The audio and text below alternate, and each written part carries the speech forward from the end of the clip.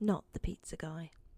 So this happened approximately 2 years ago, and I almost completely pushed it out of my mind until I was reading some other people's posts here. So anyway, about 3 years ago, my mom and stepdad separated, and her and I, my sister, moved out and into a new place.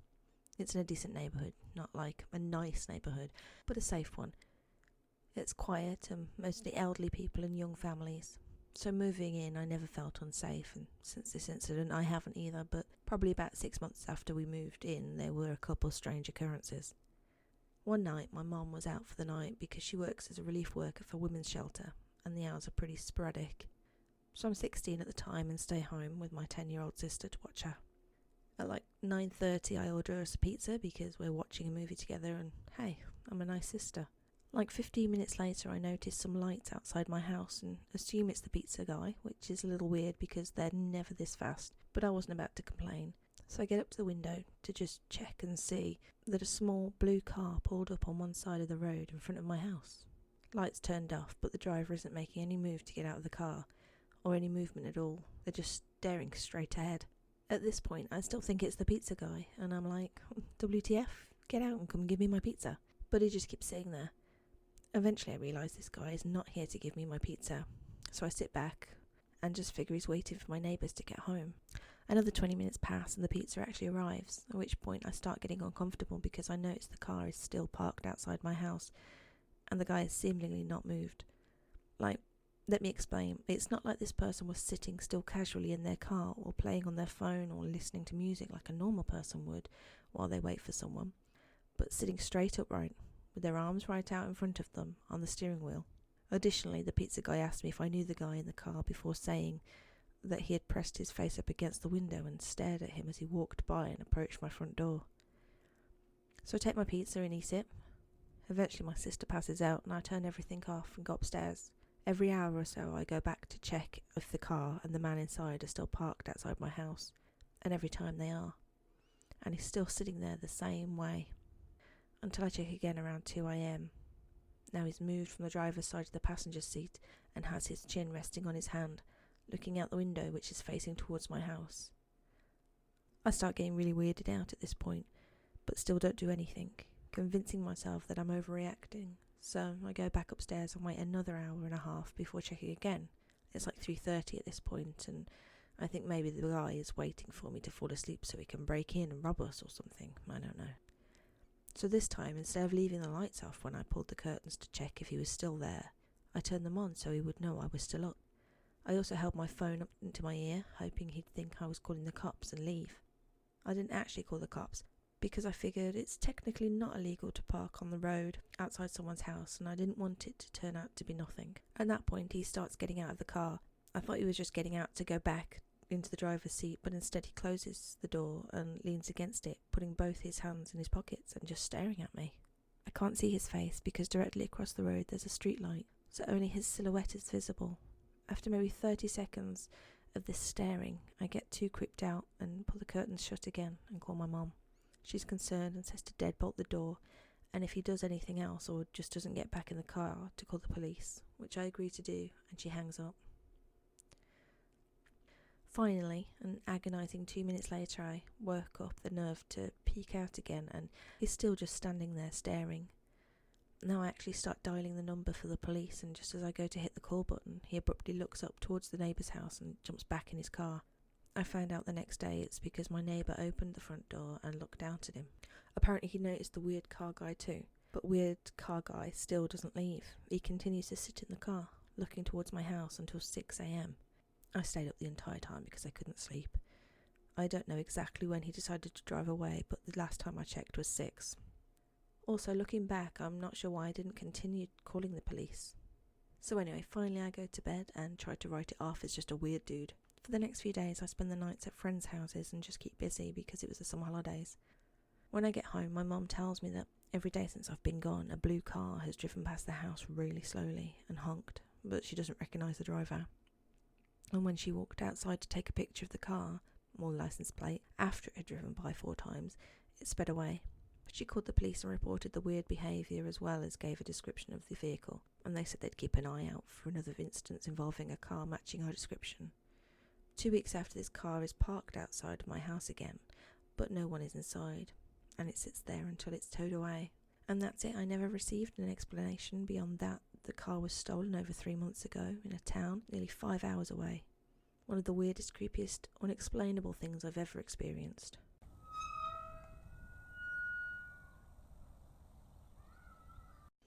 Creepy Facebook stalker. So this happened to me about 5 years ago, when I was 18. I decided to take a break from my long-time high school boyfriend after graduation because he was 2 years older than me and just a complete control freak. I was hanging out with my friend Jenna most of the time, not doing much other than smoking weed and hanging out with all of our friends, when life was simple. To set the story, I am a petite blonde, and not to sound in any way overly confident, but especially back then I was looking pretty good at the time, meaning I was in shape and dressed well. Lazy mom now. So from time to time I would, like any other girl, get creepy Facebook messages from random strangers telling me I was pretty or that they wanted to take me out, etc, etc. One day, when my friend Jenna and I were sitting at her friend Tommy's house, I saw I had received a Facebook message from a guy named Chadley, apparently an Abercrombie model, his job title.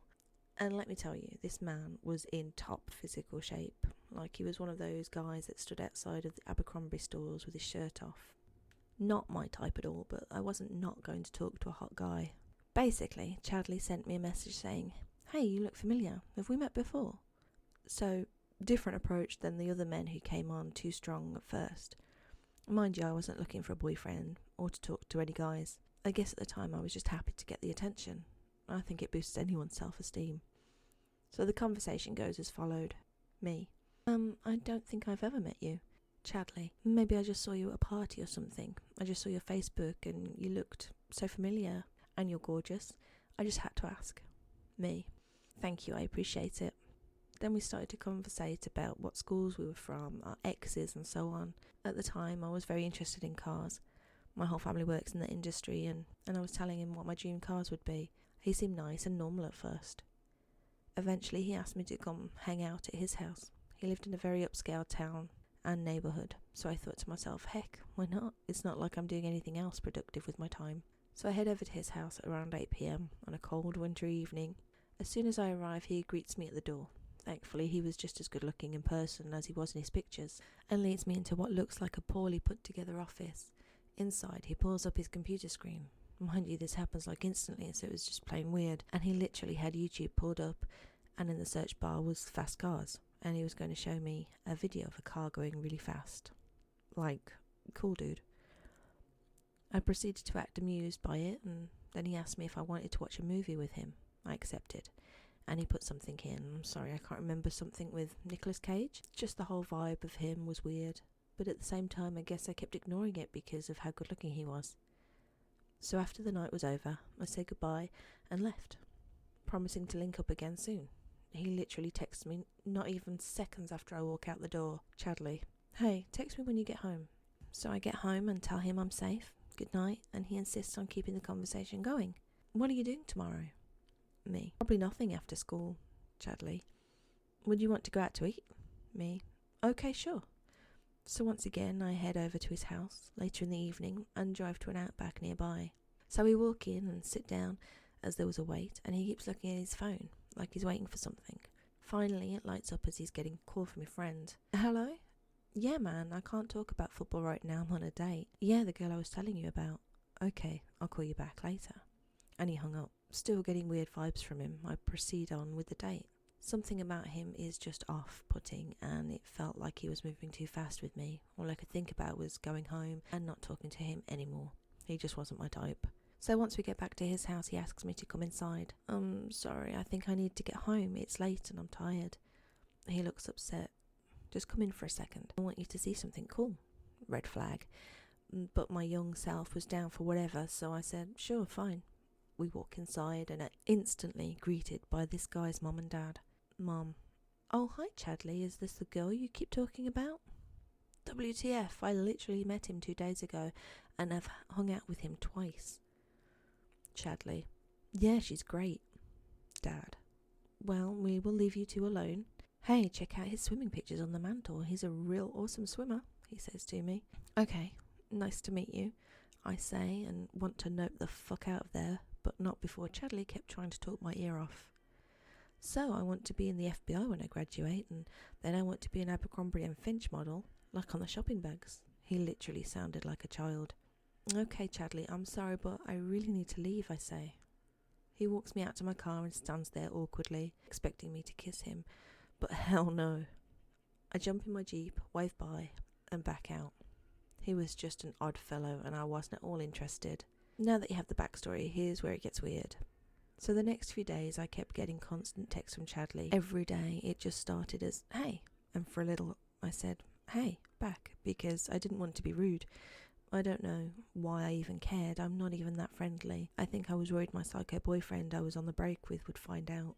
Thankfully I was going to Florida that week and had a legit excuse as to why I couldn't see him, but every day he just kept sending me, hey, and my responses kept getting shorter and shorter and shorter, to the point where I wasn't even responding, but that didn't stop Chadley. He kept texting me every single day for almost 2 months after I stopped responding to him. Eventually it was just getting annoying and I blocked his number. Then I started getting calls from random numbers, calls from private numbers, non-stop. I picked up a few times and there was no one there. Then I would get another call and pick up and I could hear a man in the background, and it was Chadley. I stopped answering my phone. Then I kept getting Facebook messages from him. Hey. That's all he would ever say, repeatedly. Hey, hey, hey, hey. I was so annoyed. I blocked him again. That should be the last I hear from him, I thought. Wrong. So literally an entire 2 years later, I get involved with another guy. We're still together, and things are going great. One day I get a message on Facebook while I was at work from a man named Chadley. I'm like, what the fuck is this? So I open it and it says, hey stranger, how have you been? And of course I didn't respond, but before I could even block him, he writes back, okay, you little fucking bitch. You could just be nice and say hi back. You don't have to be a total bitch about it. Like, whoa, Chadley, what? Before I could respond, I get a text to my phone. Can you guess what it said? Hey. Right after he just freaked out on me on Facebook. I wrote back, take a hint, bro, leave me the fuck alone. To which I have no idea what his response was because I blocked him immediately afterwards. So thankfully that's the end of my run-ins with Chadley, but it's so not the end of the story. So one day I was with my friend Claire and she had her Facebook Messenger pulled up, showing me a message an ex of hers had sent her, when I see Chadley in her messages. And guess what this creepy fuck messaged her? Hey, you look familiar. Have we met before? I asked her about it. She said he kept trying to get her to come over and she declined because he wasn't her type. Then, a year later, I get a job as a general manager for a fine dining restaurant. One of my employees I recognised upon hire was Chadley's ex-girlfriend's sister. After getting to know her a little better, my curiosity got the best of me. I asked her what he was like. Guess what her response was? Apparently Chadley met her sister on Facebook after asking, hey, you look familiar, have we met before? And when this girl agreed to date him after a month, he was already becoming obsessive. Apparently Chadley stalked her for years after and ended up tracking her down at her new boyfriend's house and started an altercation. Complete freak. So creepy Facebook stalker Chadley, please don't message me ever again, and please, let's not meet again.